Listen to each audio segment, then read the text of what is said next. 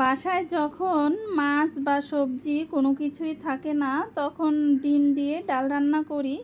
তো ছোলার ডাল দিয়ে আজকে ডিম দিয়ে রান্না করেছি। এটা আমাদের বাসায় প্রায়ই রান্না করা হয়। এখানে আমি পেঁয়াজটা একটু ভেজে নিয়েছি। ভেজে আদা বাটা, রসুন বাটা আর জিরার গুঁড়া, হলুদের গুঁড়া আর মরিচের গুঁড়া দিয়ে পরিমাণ মতো লবণ দিয়ে আমি মশলাটা ভালোভাবে কষিয়ে নিচ্ছি। ভালোভাবে মশলাটা কষিয়ে নিতে হবে। নিচ থেকে মশলাটা লেগে যাচ্ছে, এর জন্য একটু পানি দিয়ে দিলাম আর কিছুটা কাঁচামরিচও দিলাম। আমি এই ডালে কাঁচা ঝালও একটু দেই, তাহলে খেতে ভালো লাগে। আর ছোলার ডালগুলো আমি প্রেসারে 2-3টা সিটি দিয়ে সেদ্ধ করে নিয়েছি। তারপরে মশলার ভিতর দিয়ে এখন কষিয়ে নেব।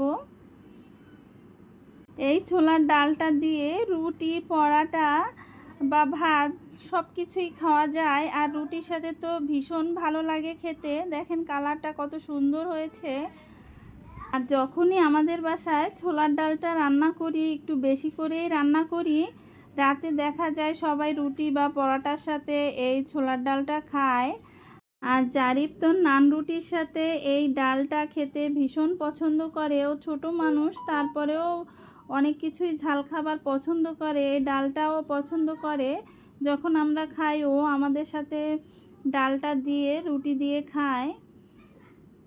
ডালের ভিতরে ডিমগুলো দিয়ে দিলাম। ডিমগুলো আমি আগেই ভেজে রেখেছিলাম।